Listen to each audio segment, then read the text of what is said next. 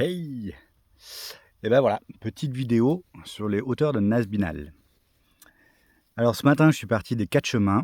Hier soir, j'ai dormi, sous tente, aux 4 chemins dans un gîte, enfin à côté d'un gîte, très, très sympa chez Gilou et Sab.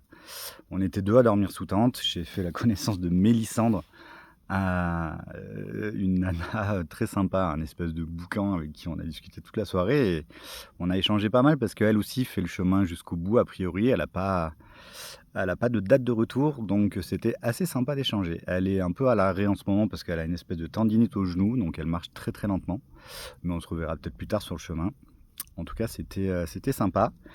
La nuit a été très bonne et je me suis simplement réveillé un peu sous la flotte. C'était pas prévu qu'il pleuve cette nuit. Il devait pleuvoir normalement à partir de 14h. En fait, on s'est pris la pluie dès le matin. Donc, j'ai traversé le plateau de l'Aubrac, pratiquement les 3/4 sous la pluie.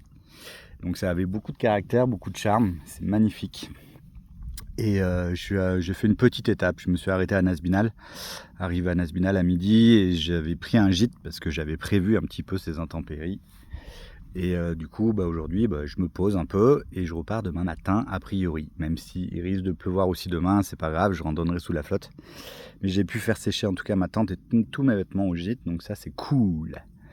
Mais voilà, c'était magnifique cette traversée de l'Aubrac. Et franchement, j'imagine que par beau temps, quand il fait chaud, ça doit être dur parce qu'il n'y a vraiment pas d'arbres, c'est très très aride. Mais quel caractère quoi, c'est splendide. Donc voilà, donc ce soir, petite soirée gîte et je suis avec, quelques pèlerines qui, m'accompagnent depuis le départ et on va aller se faire un aligot,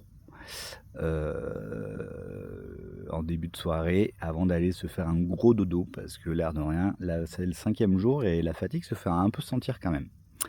Voilou!